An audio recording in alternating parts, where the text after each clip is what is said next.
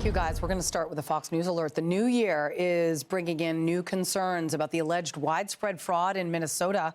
A new paid leave program went into effect yesterday, giving any Minnesota resident up to 20 weeks of paid time off each year on the taxpayer's dime. State lawmakers are raising red flags, saying the program could be the next target for fraud.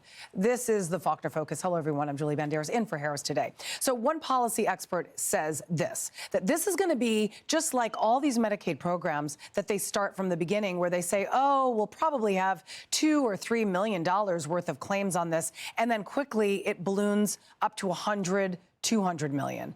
Capitol Hill is also taking a closer look. The House Oversight Committee has announced 2 hearings to examine Minnesota's massive fraud scandal. The first is set for next week. It's going to feature 3 Minnesota state Republicans who say they have been investigating the fraud allegations for over a year now. And then in February, Minnesota Governor Tim Walz and Attorney General Keith Ellison are invited to testify.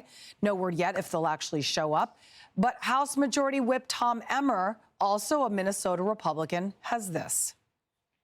Let's be clear. Letting billions of dollars be bilked from Minnesota taxpayers out of your state government, it's definitely gross negligence, David, but somebody was complicit.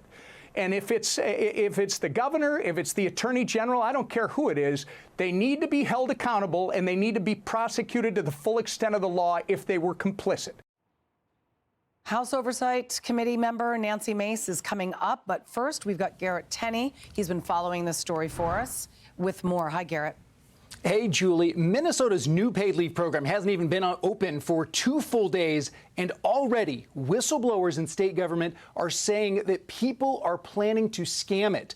Under the new law, almost every resident is eligible to take up to 20 weeks of paid leave a year to take care of family or for medical reasons, with taxpayers footing the bill and paying out a percentage of a person's salary up to $1,420 a week.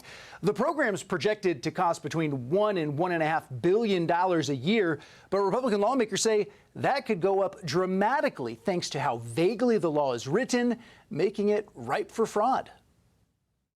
One thing that people don't know, you can designate one person annually as the person you care for. So I can designate my uncle living in Florida, go on vacation, and it's up to your employer to investigate whether you're really caring for that person or not. Like, that's just, there's no guardrails. It's going to be ridden with fraud, just like we see in our other systems. The honor system is not the best way to distribute all this money.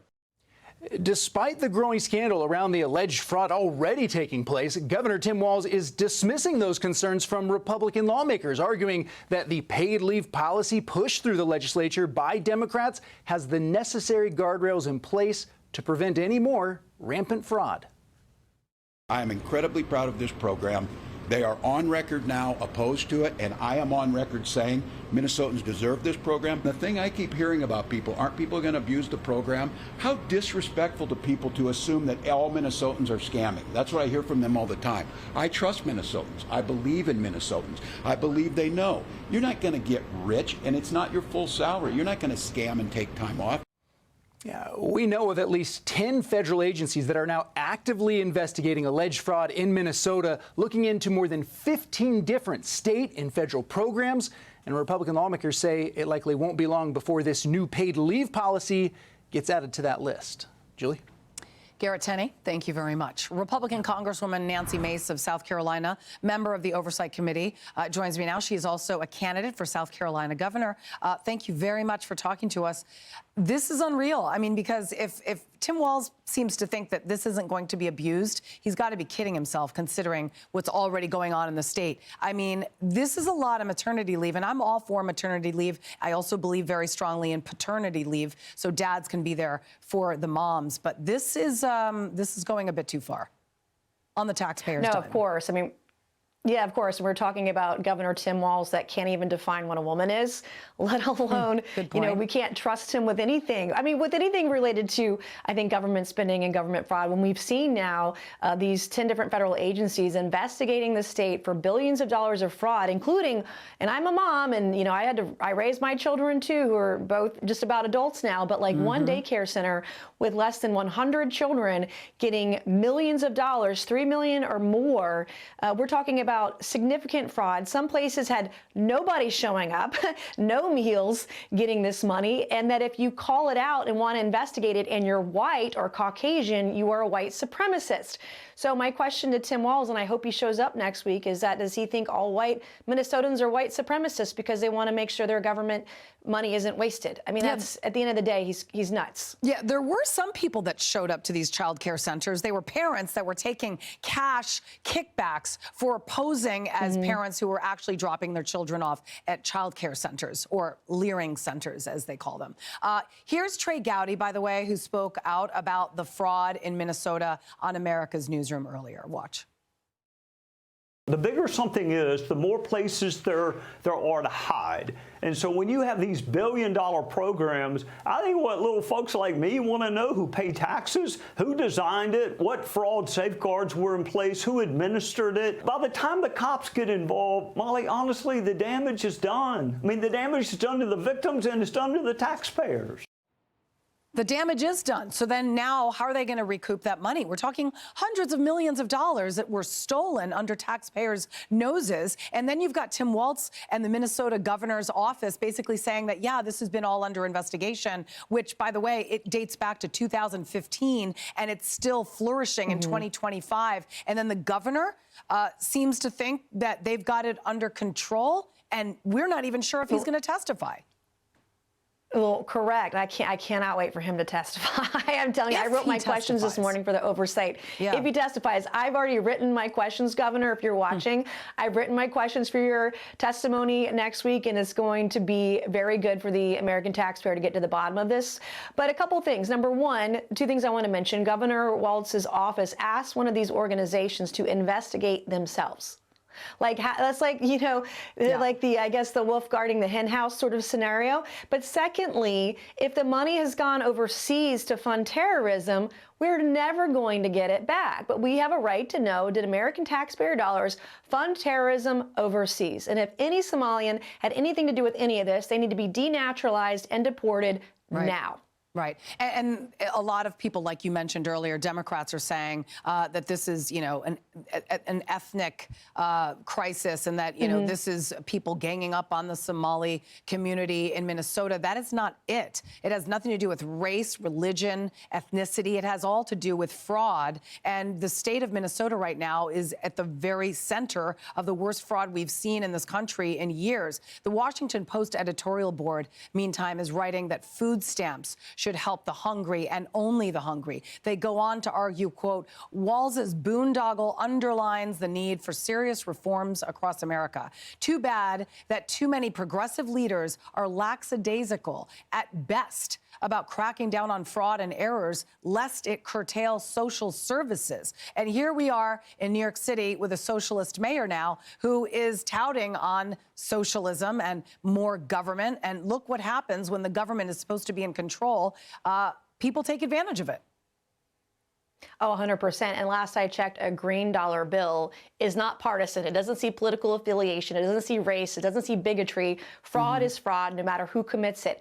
And if you can imagine, if we could save billions of dollars of fraud in just one state, what we could do to feed hungry babies, or what we could do to give mothers baby formula that can't afford it, what we could do to give those resources to families who truly, really need it, there could be an abundance of resources and help. But because of the rampant fraud we have in Minnesota and other places, it makes it more difficult for the government to provide high-quality services to those families that are in need. Yeah. Speaking of families in need, healthcare costs are going to go up.